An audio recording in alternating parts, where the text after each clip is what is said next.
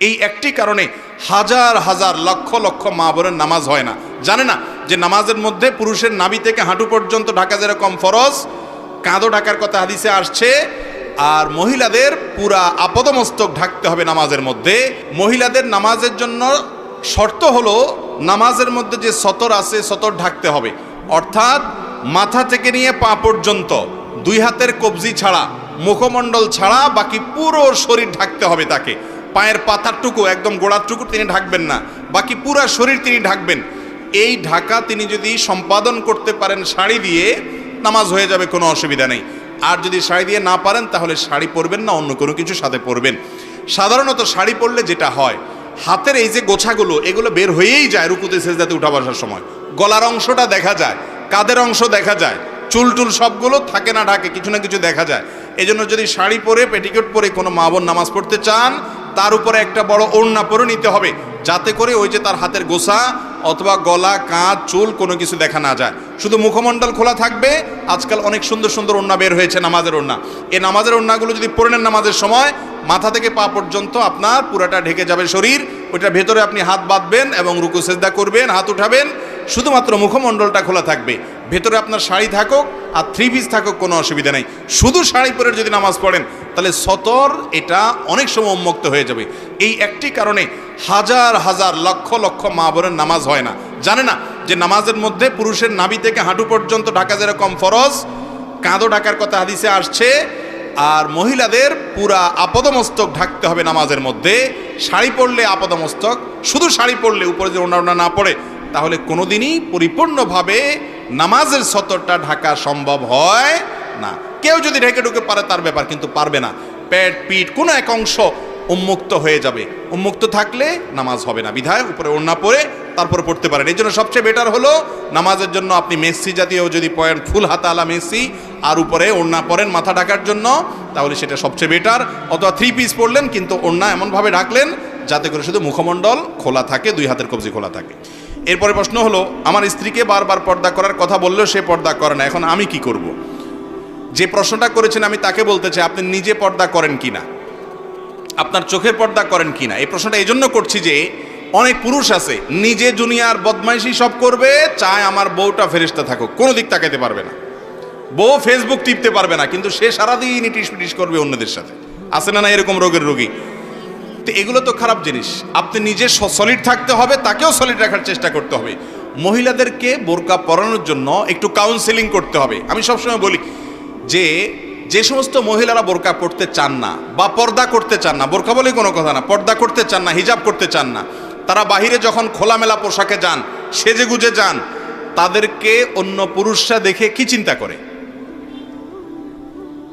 পরপুরুষ গায়ের মাহরামরা একজন সুন্দরী নারী বা একজন যুবতী নারী সাজগোজ করে যদি বাহিরে আসে, খোলামেলা পোশাক আশাকে চলাফেরা করে, যত পুরুষ তাকে দেখে কি চিন্তা করে?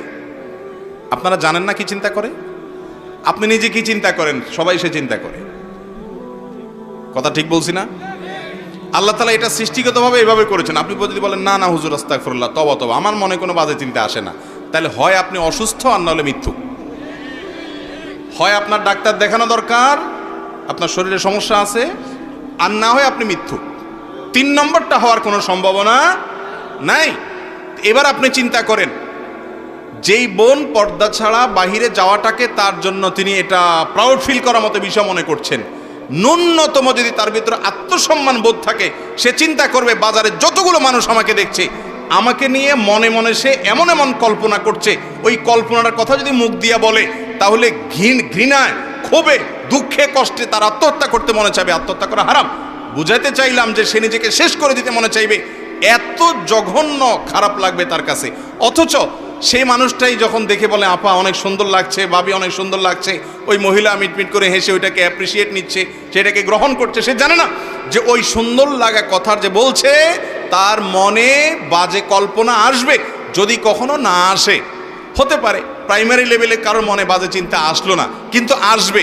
যেখানে বাজে চিন্তা আসার সম্ভাবনা আছে ওখানে নিজেকে সেভ করাটাই হলো বুদ্ধিমান মানুষের কাজ। একটা জায়গায় ধরেন এখানে বিদ্যুতের লাইন আছে এবং এখানে বিদ্যুতের হাই ভোল্টেজ লাইন আছে, হাত লাগলে সাথে সাথে শক্ট হয়ে মারা যাওয়ার ভয় আছে। এই মুহূর্তে বিদ্যুৎ নাই, কারেন্ট নাই, চলে গেছে, তারপরও আমি সেখানে হাত দেব না। কেন? কারণ এখন বিদ্যুৎ নাই, যে কোনো মুহূর্তে এসে যাবে। কোনো পুরুষ কোনো নারীকে দেখার পর এই মুহূর্তে হয়তো তার মনে বাজে চিন্তা আসছে না, হয়তো অন্য কোনো টেনশনে আছে বেচারা, তার মনে বাজে চিন্তা এই মুহূর্তে আসলো না, কিন্তু আসতে বাধ্য। যদি তার গায়রে মাহরাম মহিলা হয় তাহলে তার মনে সবসময় পবিত্র চিন্তা আসবে না, একটা সময় বাজে চিন্তা আসবে। এই ভয়াবহ দিকটার কারণে একজন নারী পর্দা করবেন। তিনি পর্দা করবেন তার প্রোটেকশনের জন্য। আমি সবসময় বলি ভাই, মাননীয় মহামান্য রাষ্ট্রপতি তিনি চাইলেই কি যে কোনো জায়গায় যাইতে পারেন?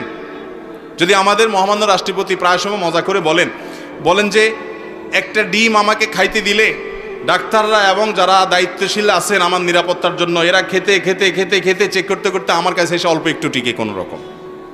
উনি প্রায় সময় মজা করে রসিকতা করে বলেন। উনি যদি বলেন যে তোমরা সব ছড়ো, আমার আশপাশে কোনো সেফটি লাগবে না, আমি একটু কারওয়ান বাজার গিয়ে মন মতো একটু বাজার করব, দিবে তাকে কেউ? কেন দিবে না? কারণ তার নিরাপত্তা বিঘ্নিত হবে। আল্লাহ তাআলা মেয়েদেরকে পর্দার বিধান দিয়েছেন তাদের নিরাপত্তার জন্য। পৃথিবীর উন্নত দেশ হিসেবে যাদেরকে আমরা অনেক দিক থেকে আইডল মনে করি, তাদের অনেক ভালো দিকও আছে।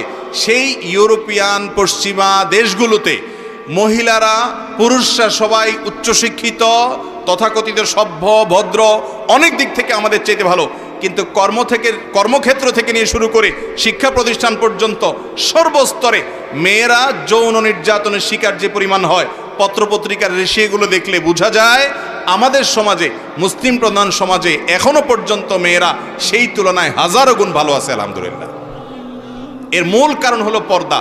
অতএব পর্দা এটা মেয়ের নিরাপত্তার জন্য। স্ত্রীকে যদি কাউন্সিলিং করানো যায় ইনশাআল্লাহ তিনি আমলে আনবেন। যদি তিনি না করেন, স্বামী তার সমস্ত দায়িত্ব পালন করেন, আল্লাহর কাছে স্বামীর দায়িত্ব মুক্ত হবেন ইনশাআল্লাহ। এরপরে প্রশ্ন হলো, স্বামী স্ত্রী একসাথে জামাত করে নামাজ আদায় করার নিয়ম কি? স্বামী স্ত্রী একসাথে যদি জামাতে নামাজ পড়তে চান তাহলে তার নিয়মটা হলো স্বামী একামত দিবেন, একামত দিয়ে স্বামী নিজে আবার ইমামতি করবেন, আর স্ত্রী তিনি তার স্বামীর পাশাপাশি দাঁড়াবেন না। দুইজন পুরুষ, একজন ইমাম একজন মুক্তাদি হলে ইমাম সাহেবের ডান পাশে মুক্তাদি সাহেব দাঁড়ায়। কিন্তু স্বামী স্ত্রী বা একজন নারী একজন পুরুষ, মা ছেলে যদি নামাজ জামাতের সাথে করেন তাহলে সেক্ষেত্রে যিনি ইমাম হবেন পুরুষ তিনি সামনে থাকবেন, আর মহিলা মুক্তাদি হবেন তিনি থাকবেন পেছনে। তিনি পুরুষের বরাবর বা পাশাপাশি দাঁড়াবেন না। এই নিয়ম রক্ষা করে আপনি জামাতের সাথে নামাজ পড়তে পারেন। আবার এই নিয়ম জানার পর আর মসজিদে না যায়া বোর মোহাব্বতে বাসায় নিয়মিত বোর নিয়ে জামাত করলে কিন্তু সেটা জায়েজ হবে না। কালে ভদ্রে জামাত ছুটে গেছে, সওয়াব পাওয়ার জন্য বউয়ের সাথে আপনি জামাত করতে পারেন। এরপরে প্রশ্ন হলো, রমজান মাসে সময় কাটানোর জন্য টেলিভিশন দেখা, ক্যারাম বোর্ড, দাবা, লুডো খেলা যাবে কি না? রমজান মাসে সময় কাটানোর জন্য অনেক কপাল পড়া আছে যে কাজ কাম নাই, খাবারের ঝামেলা অন্তত নাই, এই টাইমটা অন্তত টিভি দেখে সময় কাটানো যায়। সময় কাটে না।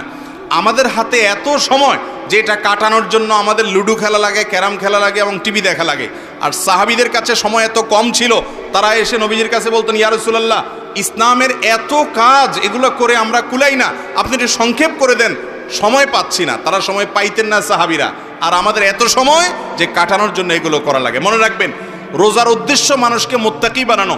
যে ব্যক্তি রমজান রোজা রেখে টেলিভিশনে হারাম জিনিস দেখে, মোবাইলে হারাম জিনিস দেখে, এবং এই যে লুডো দাবা যেগুলো খেলা হাদিসের আলোকে নিষিদ্ধ, এই সমস্ত খেলাধুলার মধ্যে যে ব্যক্তি সময় অপচয় করে, ওই ব্যক্তির রোজা উপবাস থাকা ছাড়া আর কিছুই নয়।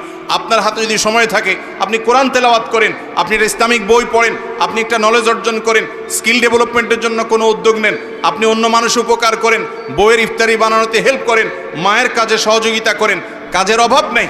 যারা অকর্মা, নিষ্কর্মা, যারা অলস, যারা সমাজ এবং পরিবারের বোঝা, সেই মানুষগুলা বলে সময় কাটানোর জন্য আমরা কিছু। সময় আপনি কাটান কোত্থেকে? সময় তো আপনার পাওয়ারই কথা না। রমজান উপলক্ষে 22টা স্পেশাল আমল আছে। কয়টা? 22টা স্পেশাল আমল আছে হাদিসের আলোকে, রমজানের জন্য স্পেশাল এগুলো, কোরআন এবং হাদিসের আলোকে। এই 22টা স্পেশাল আমলের তালিকা টাঙ্গায় রেখেন, দেখবেন বেহুশ হয়ে যাবেন আমল করতে করতে, কখন আপনি ক্যারাম খেলবেন। অতএব রোজা রেখে এগুলো করা জায়েজ নাই।